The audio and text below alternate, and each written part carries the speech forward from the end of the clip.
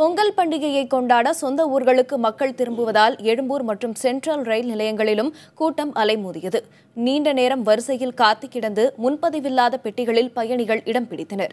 Central நிலையத்திலிருந்து புறப்படும் ரயில்கள் மற்றும் எழும்பூரிலிருந்து தென் மாவட்டங்களுக்கு செல்லும் முத்துநகர், பொதிகை விரைவு ரயில்களில் பயணிகள் கூட்டம் அலைமோதியது. ரயில் நிலையங்களில் வழக்கத்திற்கு மாறாக பயணிகள் கூட்டம் அதிகமாக இருந்ததால் பாதுகாப்பு அதிகரிக்கப்பட்டது. பொங்கல் சமயத்தினால கூட்டமாக இருக்குது.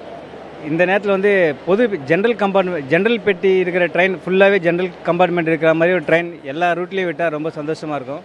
மக்கள்லாம் ரொம்ப சிரமப்படுற மாதிரி தான் நான் ஃபீல் பண்ணுறேன் சார். பசங்க லீவுக்காக பெங்களூர் போகிறேன், பொங்கலுக்காக இங்கே டிக்கெட் எடுக்க வந்தேன் சென்ட்ரலுக்கு. நான் நிற்கும் போது கம்மியாக இருந்துச்சு. டிக்கெட்டு சந்தோஷமாக எடுத்துகிட்டு இந்த இடத்துக்கு வந்தால் இங்கே ஒரே கூட்டம் பயங்கரமாக இருக்குது.